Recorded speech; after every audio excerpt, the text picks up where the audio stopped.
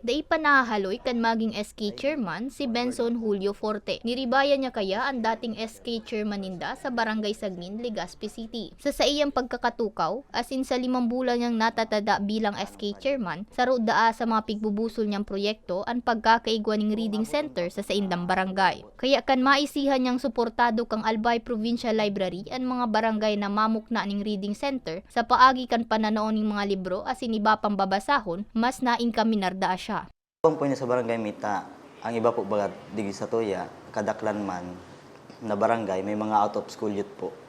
Makakatabang siya para doon sa mga aki na orang kakayanan po makiklase or makatabang man sa nagakarolase na magibo ka mga projects ninda or magkuang reference ka mga assignments, mga rupukan.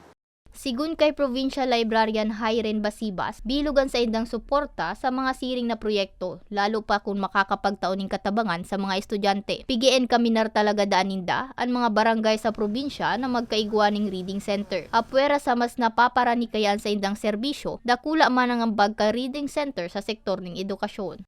Bukod sa tutulungan namin sila sa filing kasi may application form din yan, then pwede kaming mag-conduct ng book donation for initial collections din nila. And ang maganda pa rito kasi hindi lang yung Albay Provincial Library ang makakatulong sa kanila, kundi ang National Library of the Philippines.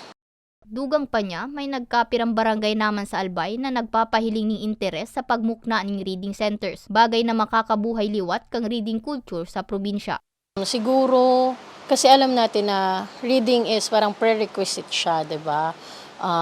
Ang pagbabasa, gasgas man sa pandinig ng iba, pero ang pagbabasa ay may pag-asa. Sa pagbasa may pag-asa. And gasgas man sa pandinig ng iba, pero ito yung realidad kasi. Kasi kapag marunong kang magbasa, mas malawak yung learning mo, yung knowledge mo, lalo na sa mga bata. Kasi at an earlier stage, dapat magkaroon sila ng habit for reading. Kasi madadala nila yan hanggang sa paglaki. Mientras tanto, apwera sa pananaonin mga babasahon sa reading centers, igwa pa man daasindang ibang programa na makakatabang sa pagmolde sa kaakian. Arog kang kwentuhan sa baryo, halina kayo. Kung sain may storytelling, arts and craft asin pananaonin mga booklet.